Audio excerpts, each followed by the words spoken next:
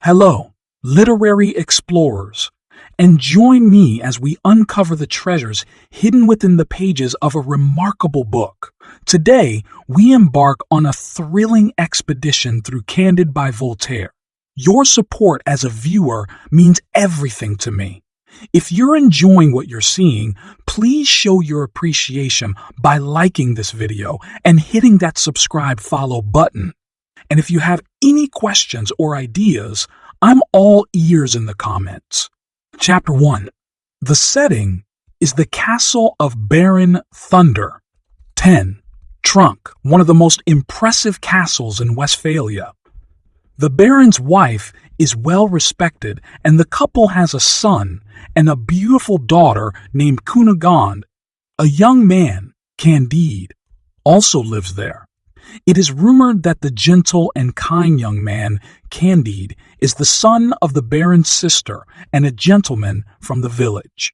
The children's tutor, Pangloss, is a doctor of philosophy who teaches Candide and Cunegonde that there is no effect without a cause. Candide has long since had a crush on Cunegonde, but is too shy to act on it. Instead, the young man concentrates on his studies. He walks through the park one afternoon and sees Pangloss performing an experiment with one of the maids. She watches the cause and effect of the doctor's experiment and decides to perform the experiment with Candide. She goes to the house and kisses Candide behind a screen. The Baron walks by the screen and, seeing Candide and Cunegonde locked in a passionate embrace, kicks Candide out of the castle. Chapter 2. Candide does not know what to do and wanders around until he fell asleep in a snow-covered field. The next morning, he walks to Waldberghof Traub, Dickdorf. Two men see Candide and offer him food and drink. They drink to the health of the King of Bulgaria. Candide joins them, and the two gentlemen tell him that he is now a defender of Bulgarians. They put irons on his legs and make him learn how to fight. They beat him and continue making him learn to be a soldier. As he improves, they reduce the number of strokes with a stick they give him. One day, Candide goes for a walk. The Bulgarians catch him and put him in a cell. They give him a choice of 12 bullets to the brain or 36 lashes by the entire regiment. There are 2,000 men in the regiment, and each man gives Candide 2 lashes before he begged to be killed. The Bulgarians are about to kill Candide when the king of the Bulgarians happens by and pardons him. A surgeon is called to help Candide. Candide is just beginning to heal 3 weeks later when the Bulgarians go to war with the absurdities. Chapter 3. The use of cannons, muskets, and bayonets kill thousands of men, causing Candide to hide from much of the fighting. In the chaos, he has the chance to escape and walks to an absurd village, which the Bulgarians have raided. The streets are littered with dead and dying people. The carnage is horrific. Brains and body parts are scattered on the ground. Candide leaves this village and arrives in a Bulgarian village that was ravaged by the absurdities. The damage is much the same as in the other village. Candide continues to Holland. He walks the street and asks for charity, being very hungry but penniless. An Anabaptist named Jacques offers him food, 2 coins, a place to stay, and a job. The next day, Candide passes a beggar who looks very ill and is covered with sores. Chapter 4. Candide gives the beggar the 2 coins that Jacques the Anabaptist had given to him. The beggar gives Candide a hug, which scares Candide. The beggar asks if he does not recognize him. The beggar is Pangloss, Candide's former philosophy tutor. Candide is surprised to see his old professor as a beggar and takes Pangloss to the Anabaptist stable and feeds him. Pangloss informs Candide that Cunegonde is dead. Candide faints. When he comes to, he asks what disease she died of. Pangloss explains that the Bulgarians attacked the castle. They raped Cunegonde and then disemboweled her. They killed the Baron, Baroness, and the Baron's son too. Pangloss explains that his disease is the effect of love. He caught the disease when he had intimate relations with the maid at the castle. He traces the lineage of the disease for Candide, but tells him it will die with him because he does not have money to pay for the cure. The Anabaptist agrees to pay for the cure. Pangloss is left with one eye and one ear. The Anabaptist hires Pangloss to be his bookkeeper. In 2 months' time, the Anabaptist goes to Lisbon for business and takes Pangloss and Candide with him. As they are on the ship to Lisbon, a great storm begins to build. Chapter 5. The Anabaptist helps the crew in the storm. A sailor hits Jacques and he falls to the deck, but the sailor is knocked out of the boat. The Anabaptist helps the sailor back into the ship, but falls, himself, into the sea. The sailor does nothing to help, and the Anabaptist drowns. The only passengers that live are Pangloss, Candide, and the sailor who watches the Anabaptist drown. As Candide and Pangloss walk the streets of Lisbon, an earthquake strikes, destroying the city. Candide and Pangloss help residents of Lisbon rebuild and clean up the debris from the earthquake and are paid with meals. Pangloss tries to console a survivor of the earthquake by telling him that everything happens for a reason. The survivor does not take the opinion of Pangloss kindly. Chapter 6. The University of Coimbra decides that the way to prevent another earthquake is to have a ceremony in which people are burned to death. Abikayan is arrested for marrying his godmother, 2 Portuguese are arrested for throwing away bacon, and Pangloss and Candide are arrested for spouting their philosophy. All of the prisoners are brought to a public square. Candide is flogged, the Biscayan man and 2 Portuguese are burned, and Pangloss is hung. An old woman comes to Candide and tells him to follow her. Chapter 7. The old woman leads Candide to a shack where she gives him ointment, food and drink, clothes, and bed. She leaves him promising to come back tomorrow. The old woman returns and brings him breakfast and another ointment. She returns again with dinner and again with supper and does the same the next day. Candide tries to ascertain her identity, but the old woman does not answer his questions. On the 3rd day, the old woman returns in the evening and asks that he follow her. The two walk to a house, where is guided to an apartment before the old woman leaves him.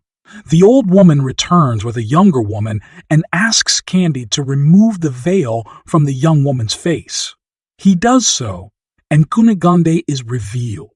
Both Candide and Cunegonde faint. The old woman wakes them and leaves.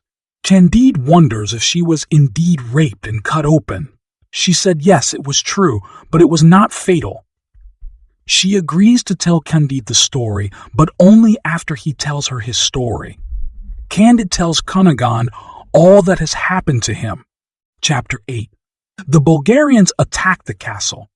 Cunegonde's mother, father, and brother are killed. She faints, only to wake up to find a Bulgarian raping her. She struggles, but he stabs her. A captain enters the room, and the Bulgarian does not stop raping her. The captain is angry.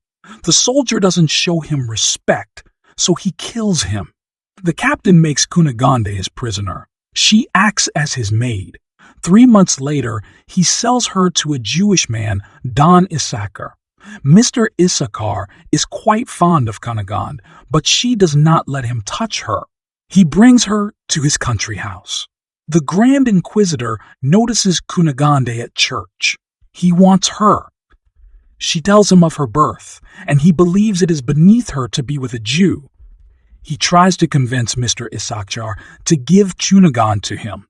The Jew refuses, but is intimidated by the Grand Inquisitor who threatens him, so it is agreed that both the house and Cunegonde will be shared by both the men. Cunegonde has not let either man touch her. The Grand Inquisitor arranges the auto da fe, which results in the hanging of Pangloss and the flogging of Candide. Cunegonde is present at the auto da fe and has the auto woman take care of Candide. Candide and Cunegonde enjoy supper together. They are sitting on the couch together when Mr. Issachar arrives, as it is his day. Chapter 9.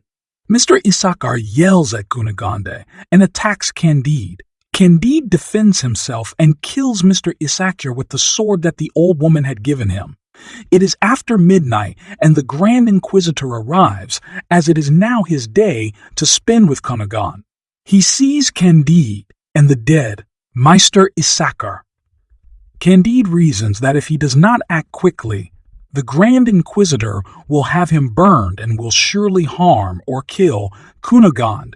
Candide kills the Grand Inquisitor. The old woman tells Candide and Cunegonde there are 3 horses in the stable. She suggests they flee to Cadiz. The 3 leave. They are in the town of Avexina before anyone realizes that Mr. Issachar and the Grand Inquisitor are dead. Chapter 10. They have stopped at an inn where someone steals Cunegonde's diamonds and pistols. As they now have no money, the old woman suggests they sell one of the horses, and Candide takes her advice. The trio leaves and arrives in Cadiz, where a group of soldiers is being put together. Candide displays the training he received from the Bulgarians and is given command of the men. He leaves with Cunegonde, the old woman, and 2 servants. On the ship to Buenos Aires, Cunegonde complains of all the hardships she has endured. The old woman tells Cunegonde that her hardships have been much greater. She was born a baroness, but now has to work as a maid. Chapter 11. The old woman was born to Pope Urban X and the Princess of Palestrina. She was raised in a castle much grander than that in Westphalia. She was a beautiful, talented young girl, and it was arranged that she marry the Prince of Massa. Carrara. She had loved him. They never married. A former mistress of his poisoned him. She was distressed, as was her mother, so they headed to an estate in Gaeta to heal. En route, a pirate boarded their ship. Their soldiers were soldiers of the Pope and thus not used to fighting. Instead, they prayed. The pirates stripped everyone on board naked and then inserted a finger into everyone's rectum. The pirates did this to see if they were hiding any valuables. The captain of the pirates raped her. She and her mother were brought to Morocco as slaves. Once they arrived in Morocco, another group of men robbed the pirates and took both her and her mother. She watched as 4 men grabbed her mother's limbs and literally tore her to pieces. The young woman escaped and fell exhausted under an orange tree. She woke to find a man talking to her in her native language. Chapter 12. Cunegonde told the man, who spoke her language, of the horrors she had been through. She fainted, and he carried her to a house where he fed and nursed her. He told her he was born in Naples and was castrated as a young boy. They castrate young boys in Naples to produce great voices. He was a musician in the Princess of Palestrina's chapel, which was her mother's chapel. He had known the young women until she was 6 years old. He tells her he will take her back to Italy. He did not keep his word and sold her the next day. The plague infected Africa and she got sick. After the plague was finished, she was sold again, and then 6 more times, finally being bought by an Aga of the Janissaries. He defended the Aga against the Russians. The enemy had destroyed everything but the fort they lived in. The enemy had surrounded the fort and was trying to starve them. There were 20 Janissaries, 2 eunuchs, and the women. The Janissaries promised not to give the woman to the enemy. First, they ate the 2 eunuchs. Then they cut 1 buttock off each woman to eat. Just as the Janissaries were finishing eating the woman's buttocks, the Russians invaded the fort. There were French surgeons who healed the woman's buttocks. For the next 2 years, she belonged to a man in Moscow. He beat her every day. Finally, She escaped and was a servant all across Russia, eventually working for Mr. Issachar. She feels sorry for herself sometimes, as she used to buy young, rich, and beautiful, and now she is an old servant with only one buttock, but she still loves life and continues on. Chapter 13. Cunegonde, Candide, and the old woman land in Buenos Aires. The three visit the governor, Don Fernando de Baraya y Figuraya y Mascarenes y Lampurdo. Isauza, who is immediately enamored with Cunegonde, Isuza, who is immediately enamored with Cunegonde, and asks Candide if she is. Candide does not like the tone of the governor's voice, but does not want to lie, so he says Cunegonde is about to be his wife. Candide leaves to look over his infantry. Once alone with Cunegonde, the governor expresses his wishes to have her for himself, but it is her choice. Cunegonde talks over her options with the old woman, and the old woman advises her to stay with the governor, as she does not have any money, and he is rich and will treat her well. As they are talking, a ship comes into the harbor. The monk that stole Cunegonde's pistols and diamonds is on the ship. He tries to sell the diamonds, but they are recognized as the Grand Inquisitors. He is hung after describing the people whom he stole them from. The old woman tells Cunegonde to stay with the governor, as she did not kill the two men, so she will not be in trouble. She tells Candide to escape. Chapter 14. When Candide was made a captain, he was given a man to act as his assistant, Cacambo. Cacambo likes Candide, and the two escape on the horses. Cacambo tells Candide they should go to Paraguay, as Candide was going to fight the Jesuits, but now he should fight for them. Cacambo assures Candide that the Jesuits will be happy to make him a captain. Candide and Cacambo arrive at their destination. They ask to speak to the commandant because he does not allow Spaniards to speak. It is explained that Candide is German, and so he is brought to the commandant. The commandant is none other than Cunegonde's brother. Candide tells him his sister is alive and well. The two sit and talk for some time. Chapter 15. Cunegonde's brother explains that he witnessed his sister's rape and the murder of his mother and father. He was put in a cart with his dead mother and father. Before the cart was buried, a Jesuit sprinkled holy water on the cart. The water, which was quite salty, hit his eyes, and they moved. The Jesuit felt the boy's heart still beating and healed him. After he was healed, he was given the robes of a novice. He was sent to Rome and then to Paraguay, where he is now a colonel and priest. He is overwhelmed that his sister is in the village, which they mean to attack. He tells Candide that they will capture Cunegonde from the governor. Candide is pleased with this plan and tells him he had planned to marry her. However, Cunegonde's brother is not pleased with the idea of Candide marrying his sister. He does not think that Candide has enough money or importance to marry her. Candide explains that Pangloss had taught them that all men are equal. Cunegonde's brother strikes Candide, who stabs him in the belly with his sword, killing him. Cacambo runs into the room and, acting quickly, dresses Candide in the commandant's robe, and they too escape on horse. Chapter 16. The two escape successfully and find themselves in a field near a stream, and Cacambo sets the horses to graze, and the two eat a meal. Candide feels remorse for killing the brother of Cunegonde. The sound of women's cries is heard. Two naked girls are running through the field, chased by two monkeys who are biting at their buttocks. Candide shoots the two monkeys, believing that his action of saving the two girls atones for the murder of the Grand Inquisitor and Mr. Issachar. He then sees the two girls cradling the monkeys and crying. Cacambo explains that Candide has killed the girls' lovers. Candide is shocked that the monkeys were the lovers of the girls. Cacambo persuades Candide to hide in the woods where they sleep. The two wake up to find themselves bound by the Aurelians. The Aurelians are boiling a cauldron and exclaiming that they are going to eat a Jesuit.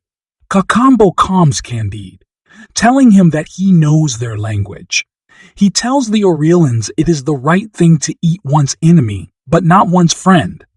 He explains that Candide is not a Jesuit. He is only wearing the robes of the Jesuit. He is only wearing the robes of the Jesuit he has killed. He asks the Aurelians to take the robe to the village to see if indeed it belongs to a dead Jesuit that was killed.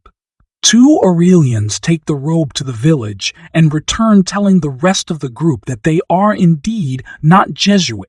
They provide Candide and Cacambo with horses and provisions and lead them to the end of their property. As Candide leaves the company of the Orlons, he reasons that if he had not killed Cunegonde's brother, the Aurelians would have eaten him. Chapter 17. Candide is at a loss as to what direction to travel, as he does not want to stray far from Cunegonde, but he also knows that if he goes back, he will be burned for killing her brother. If he goes back to Germany, he will be in the middle of the war between the Bulgarians and the Abers. Additionally, if they stay where they are, another group of Orlons could choose to cook and eat them. Cacambo advises Candide that they should go to Cayenne, and the two start off in the direction they believe Cayenne to be. The road to Cayenne is very rough, and the horses soon die, and their food supply runs out. The two live off wild fruit for a month until they come to a stream with an abandoned canoe. Cacambo suggests they float down the stream in the canoe, as surely it will lead to some sort of village. The pair set off in the canoe and floats down the current for some time, past steep cliffs and rugged terrain. The canoe drifts through a dark cave for a full day and night, until finally they reach daylight, however. Their canoe runs aground and is ruined on the reefs. Candide and Cacambo climb over the reefs and large rocks until they reach a wide open space enclosed by steep mountains. The roads in this new place are paved in gold, and the carriages that ride over the gold roads are made of the most beautiful material and drawn by large, fast-moving red sheep. The people in this new place are every bit as beautiful as their surroundings. In front of a schoolhouse, a group of children, dressed in torn, gold garments, are playing a game with round pieces that look like colored jewels. Candide and Cacambo have never seen such precious children's game pieces, and assume these children must be those of royalty. The children are called back to school by their teacher and leave the precious game pieces on the ground. Candide gathers the jeweled pieces and presents them to the teacher, who laughs and throws them back on the ground. Candide and Cacambo are awed that the children are so rich that they throw these jewels on the ground and they gather some of them in their pockets. Candide and Cacambo walk through the village and come to a lane of houses. Each house would be considered a mansion in Westphalia. They come to an inn and hear people speaking Peruvian, Cacambo's native language. He will act as interpreter. They enter the inn and are greeted warmly and served an extravagant meal. The two men believe the jewels they gathered at the schoolyard will be enough to pay for the food and drink, but when they put them on the table, they are laughed at. The server apologizes for laughing by explaining that they are not used to strangers. The jewels are not the currency of the country. Rather, they are the rocks of their roads. Chapter 18. Candide wishes to know what this country is, that he has never heard of, and that is so much better than Westphalia. So the innkeeper directs them to the oldest man in the country, who can answer all of their questions. The old man receives them in his apartment, which is gilded in gold and encrusted in rubies. They drink from diamond cups as they talk. The old man explains that he is 102 years old and had heard from his father the history of his country. The land is that of the ancient kingdom of the Incas. However, most of the original inhabitants left to conquer other land.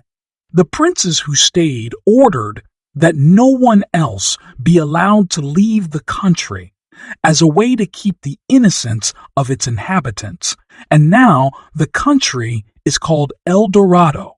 The land is protected from foreigners by the steep mountains and stream that only flows one way through a long, dark cave, which is a blessing since strangers love their gold roads and jeweled rocks so much that they would kill for them. Candide asks the old man what religion people are in El Dorado. The old man answers there are no religions in his country. Candide is confused and presses the man by asking him if there are any monks or priests and how the people pray. The old man answers that there are no monks or priests and that the people do not pray, as they have all they need and more. Rather, they constantly give thanks to God. The old man orders a carriage to take the two strangers to the king. When they arrive at the court, 20 maidens led them to the bath where they bathed and dressed in robes of the finest material. To meet the king, they walk through a long hallway lined with 2,000 musicians. On the way, Candide asks what the custom is when meeting the king. Rather than saying he should bow or throw himself at the king's feet, as Candide expected, the servant answers that the custom is to embrace the king and kiss both of his cheeks. The king is a kind and witty man, and he invites Candide and Cacambo to dine with him. The king is generous with his guests as they stay in El Dorado an entire month. Candide is happy in El Dorado, but he still thinks of Cunegonde and wants her back.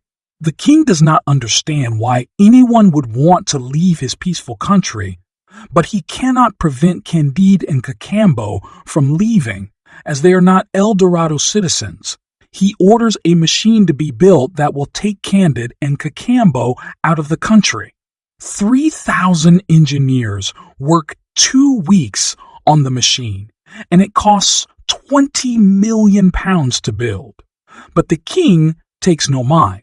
Candide and Cacambo are given 2 sheep to ride and 20 sheep that hold food, drink, and the dirt and rocks of El Dorado, and the engineers lift them over the mountains in the machine they built.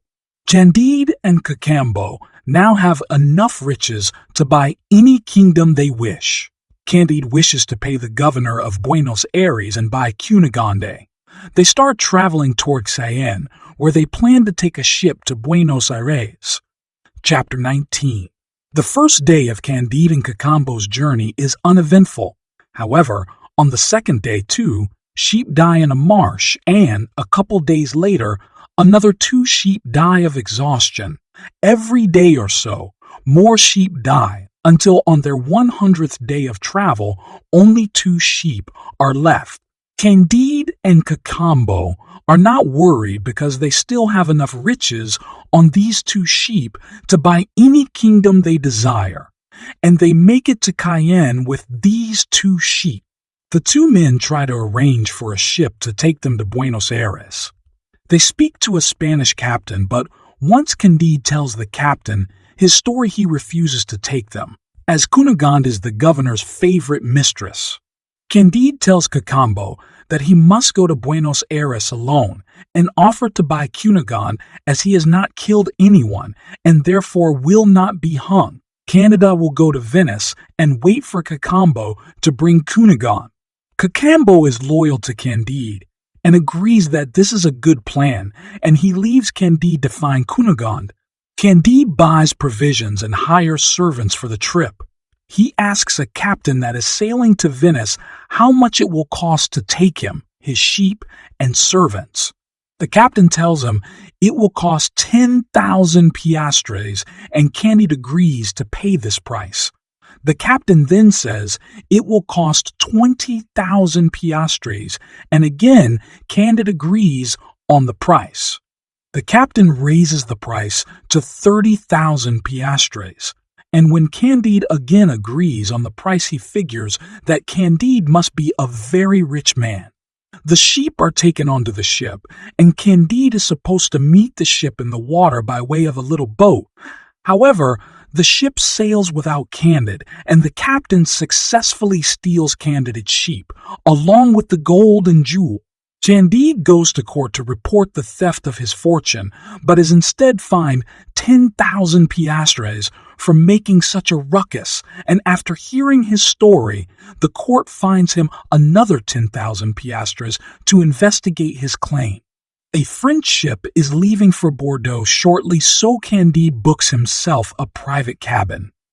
He puts the word out that he will give 2,000 piastres and a room and board on the ship for an honest man with a true story of his hardships, to accompany him. Many men apply for the position, and Candide listens to all of their stories and settles on a man of letters. The man had no family left, as his wife robbed him, his son beat him, and his daughter left him. Candide chooses this man, as he is educated and he hopes to have good conversations with him. Chapter 20. Candide and his new traveling companion, Martin, leave on a ship bound for Bordeaux. Candide brings up the subject of moral and physical evil with Martin. Martin explains to Candide that he is a Manichaean, and as such, he believes that God has forsaken earth and it is instead controlled by something more evil, although from Candide's descriptions, El Dorado is exempt from the evil which rules the rest of the world. Martian explains that he holds this belief because he has seen so much evil in humankind, such as war, greed, and desire. Candide believes that he has an advantage over Martin because he still has reason to be optimistic towards his future. He has the hope of Cunegonde to keep him going, and although he has lost most of his fortune, he is still rich with the diamonds and jewels in his pockets. Candide has also had the advantage of having good friends and advisors such as the late Dr. Pangloss and the loyal Cacambo. While the two are on the ship discussing good and evil, they see a pirate ship overtake another ship and cause it to sink. Candide sees something swimming in the water and sees that it is his 2 sheep that were stolen. Candide and Martin retrieve the sheep from the water. The ship that he was supposed to take, if the captain had not cheated him, was the ship that had sunk. Candide gives this as proof to Martin that sometimes evil deeds are punished. Chapter 20. 1. As the shore of France comes into sight, Candide asks Martin if he has ever seen France. Martin has seen France, but he does not have a very good opinion of the people who inhabit the country, and he thinks even less of Paris. Martin tells Candide that Paris, France's capital city, is chaotic. He thinks of it as just a mass of people, each with their own interest. Candide has not been to France, but he has no interest in seeing the country. He believes that once someone has spent time in El Dorado, there is nothing but his Cunegonde. He asks Martin if he will continue his journey to Venice with him. Martin had heard good things about Venice, and he enjoys Candide's company, so he agrees. Chapter 22. In Bordeaux, Candide sells a few of the diamonds from El Dorado and gives the sheep to the Academy of Sciences to study, as their red color is quite unheard of. While there, he has a sudden urge to see Paris. It was not that far out of his way. Immediately after getting to Paris, however, he falls ill, but since he's rich, he gets a lot of medical attention and company and regains his health. The company stays with Candide and shows him Paris. They take him to a show and a dinner hosted by a French lady. At the dinner, Candide loses 50,000 francs in cards, as he never wins a single hat. This does not surprise Martin. Later that night, he begins talking to the hostess, innocently speaking of his love for Cunegonde. The hostess tells him she is charmed by his love, and thus she will give herself to him, even though she has only just met him. Not only does Candide accept her offer, but he also gives her the diamond ring that is on his finger. As he is coming back from the party, he tells the abbé he feels guilty for cheating on his Cunegonde. The abbé listens intently as Candide recites his past with Cunegonde, and he asks pointedly if he and Cunegonde write to each other. Candide tells him that they have not been able to, but that he expects to meet her in Venice. The next day, Candide receives a letter that is signed by Cunegonde, telling him she is in Paris and has left Cacambo and the old woman in Bordeaux. It is written in the letter that she is ill and cannot come to him, but wishes that he came to her immediately. Candide wastes no time going to the hotel that she is staying at, bringing Martin and all of his gold and diamonds. He arrives at her bedside, and the maid tells Candide that she cannot speak. Candide pours diamonds into her outstretched hand and gives her a bag of gold. Suddenly, the police arrive with the abbé, who tells the police that Candide and Martin are quite suspicious. On the abbé's word, the police take Candide and Martin to prison. Martin tells Candide that the abbé and the woman pretending to be Cunegonde are both thieves, thus the police officer arresting them must also be a thief. Candide takes this knowledge and bribes the officer with 3 diamonds, and the officer gladly takes off their shackles and sends them to Normandy, where his brother lives. In Normandy, Candide gives the police officer's brother diamonds and boards a ship heading to Portsmouth, England. Chapter 23. The pair land in Portsmouth, England, and they immediately witness a man's execution. Candide questions someone in the crowd as to who the man was and why he was killed, and is answered that the man was an admiral who was killed because he did not kill enough people in a battle against the French. The spectator tells Candide that killing an admiral every once in a while is a good motivator for the other admirals to do well. Candide is so horrified of the scene he has just witnessed that he pays the Dutch captain quite handsomely to continue on to Venice as soon as possible. Candide and Martin stay on the ship for 2 days until they set sail. Chapter 24. Candide and Martin arrive in Venice and immediately send word for Cacambo. But after a month, they have still heard no word from either Cacambo or Cunegonde. Candide falls into a deep depression and begins to believe that Martin's negative view of the world is right. Martin furthers his travel mate's depression by telling him that he should not have trusted Cacambo, a half-breed, to go off and fetch his love. Martin believes that Cacambo must have used his fortune to buy himself a kingdom, and Cunegonde too. Candide and Martin are discussing the probable fate of Cacambo when Candide notices a happy-looking couple walking down the street. He reasons with Martin that surely there is some happiness in the world, as this couple looks to be very happy.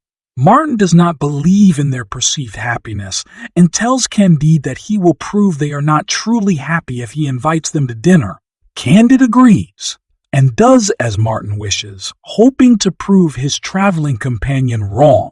Candide does not recognize the female half of the couple, but it is soon revealed that she is Piquette, the maid at Westphalia who had given Pangloss the horrible disease. She takes Candide aside and tells him that she too has had a horrible life since they have last seen each other. Soon after Candide was expelled from Westphalia, she was too, as she had the same disease as Pangloss. A doctor healed her for free, and she became his mistress, although his wife was very jealous and mean and beat her every day. Finally, the wife killed her husband, and Piquette was blamed and thrown in jail. The judge set her free, but only if she would become his mistress, and so, after a while, she came to Venice to prostitute herself. The man she is now with is Friar Giroflée, and she is far from happy. Her actions are only an act. Candide and Piquette return to Giroflée and ask his side of the story. Giroflee tells Candide and Martin that he too has had a very unhappy life. He never wanted to be in the monastery, but his parents have forced him since a young age. He is so unhappy that he pays for the company of women as a way to forget his misery. Candide has proven Martin right. The couple is indeed not happy. He gives Piquette 2,000 piastres and tells her that he hopes to see her again and gives Giroflee 1,000 piastres. Candide is still undeterred in his belief that some people are indeed happy. Despite Piquette and Giroflee's stories, he has heard of a Senator Pococurante who is said to have never had a bad day in his life and suggests that he and Martin pay the senator a visit. Chapter 25. Candide and Martin arrive at Senator Pococurante's palace and find the senator to be neither a kind nor a cruel man, although his negative character is revealed through the course of the visit. Candide praises the senator's servant girls for their manners and efficiency. However, the senator is unimpressed with the girls and tells Candide that he sometimes forces them to share a bed with him. Candide then turns his attention toward the senator's collection of art. He praises the pieces. However, the senator is once again unimpressed with the paintings. He does not believe that the art is as fine as Candide does. After failing to come to a consensus concerning the artwork, Candide compliments the senator on his music. The senator is once again unimpressed. He states that he can only stand the music for a half an hour, as it is not very good. The same sentiments are repeated when Candide and Martin discuss the senator's fast book collection. As Candide and Martin leave Senator Pococurante's company, Candide tells Martin that he has won the bet as the senator appears to gain pleasure in critiquing and criticizing art. Martin disagrees, telling Candide that the senator is not happy with any part of his life. He is bored and not happy at all. Candide agrees, but is still optimistic, announcing that he will be the only happy man when he is reunited with his Cunegonde. Chapter 26. As Candide and Martin are walking to dinner one night, Cacambo accosts Candide and tells him to ready himself to leave Venice.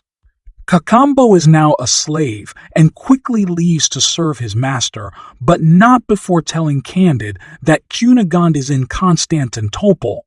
Candide is quite excited to see his former traveling companion, but is distressed that he is now a slave and that Cunegonde is not with him. Candide and Martin sit to dinner in a mix of emotions. It is revealed through the course of the meal that they are dining with 6 excommunicated kings, one of which is Cacambo's master. Each of the former kings shares their stories of how they were wronged, stripped of their birthright, and were now in Venice to take in the carnival. Chapter 27. Cacambo gets permission from his master for Candide and Martin to join them on their ship ride to Constantinople. On the ship, Candide asks Cacambo about his Cunegonde. Both Cunegonde and the old woman are now servants for a prince. And what is worse is that Cunegonde has lost her beauty and is now quite ugly. Candide promises that he still loves Cunegonde whether she is beautiful or ugly. Candide is still confused as to how Cacambo has become a slave, as he had 6 million worth of diamonds when they last parted. Cacambo further explains that he had given the governor of Buenos Aires 2 million to buy Cunegonde. However, a pirate stole the rest of the money and made the old woman and Cunegonde servants and Cacambo a slave. During the trip to Constantinople, Candide becomes aware of 2 convicts who are repeatedly whipped for not rowing well enough. The 2 men greatly resemble the late Dr. Pangloss and Cunegonde's brother. Finally, the 2 men recognize Candide and call to him. The 2 men are truly Dr. Pangloss and Cunegonde's brother. Candide is shocked to see the 2 men alive, and they explain how it is so after Candide pays for their freedom. Chapter 28. Candide apologizes to Cunegonde's brother for trying to kill him, and the Baron accepts his apology and admits that he was too forceful with his wish that Candide not marry his sister. It turns out that after Candide stabbed him, one of his servants found him and he was healed. However, his group was soon attacked and he was taken prisoner in Buenos Aires. He was ordered to Rome and then to Constantinople. It was there where he ran into a young sultan page that was going to bathe, and he joined him, as it was a hot night. The Baron explained that he did not know that it was a crime to bathe with a sultan's page when he is a Christian. His feet were slashed and he was sent to the galley. After listening to the Baron's story, Pangloss then shares his tale. After he was hanged in front of Candide, it had started to rain, which saved him from being burned. His body was sold to a surgeon who meant to study his organs to further his knowledge. The surgeon was quite shocked when his first cut was met with a moan of pain. Pangloss was still alive and the surgeon nursed him to health. When he he started work for a merchant in Venice. It was in Venice where he toured a mosque one day and saw a young woman who wore no top, only flowers between her breasts. When she dropped those flowers, Pangloss helped to pick them up and rearrange them between her breasts. But the imam who watched believed he took too long and was Christian. So he too had the bottom of his feet slashed and was sent to the galley. Chapter 29. Candide, Martin, Cacambo, Pangloss, and the Baron all walk to the banks of Propontis, where they find Cunegonde and the old woman washing dishes. Cunegonde has indeed grown ugly, and Candide is disgusted. However, Cunegonde is not aware of the change in her appearance and happily embraces Candide and her brother. She reminded Candide of his promise to marry her, and although Candide does not really wish to marry her anymore, he keeps his word and announces that they will soon marry. Candide buys the freedom of Cunegonde and the old woman, and upon the suggestion of the latter, he buys a nearby farm that they all may live at. Chapter 30. Even though Candide had paid for both the freedom of Cunegonde and her brother, the Baron is still opposed to Candide marrying his sister. Pangloss reasons that the Baron has no right to control his sister and writes a memorandum to that effect. Martin believes that the Baron should be dealt with by throwing him in the sea, and Cacambo agrees that he must be taken care of, but he suggests that he be sold back to the captain of the ship to work in the galleys. The old woman agrees with Cacambo's plan, and so it is carried out. Candide finally marries Cunegonde, and they pair live in the farm with Martin, Pangloss, Cacambo, and the old woman. However, they are not happy. Candide has spent all of the money that he received from El Dorado on his travels and the freedom of his companions, and is not happy with his marriage to Cunegonde, whose character begins to deteriorate as her appearance had. Cacambo is tired and overworked, as he works in the fields and sells vegetables for money, and Dr. Pangloss felt unfulfilled as he did not hold a valuable position where he could expand and teach his philosophies. One day, the old woman wonders out loud whether all of the atrocities they have endured were worse than their current situation of sitting around and doing nothing. One day, Paquette and Friar Giroflée came to the farm. They had soon lost the money that Candide had given them, and Paquette continued her profession as a prostitute and Giroflée had quit being a monk. They were indeed a sorry couple and joined the rest at the farm. The larger group of people continues their unhappy existence at the farm until one day when Pangloss, Martin, and Candide happen by an old man. The old man appears to be quite happy, and as the three other men question him, he reveals that he and his family do not bother much with public affairs. Rather, they are content with their home and cultivating their farm. The old man brings the three strangers to his farm, and they are fed a bountiful meal of food that he and his family have made. He tells the strangers that he has a small farm, but his family keeps busy and is thus happy with life. Candide returns to his farm and announces that they are going to follow the old man's example and they are going to work their farm. Each member of the group agrees with Candide that action is preferable to doing nothing, and they begin to discover their own unique talents. Through their newfound skills, each member of the group gains confidence in their abilities and worth to the larger group. Additionally, they gain a sense of happiness, born of contentment, as they are no longer searching for something. So, they all continue to work their gardens.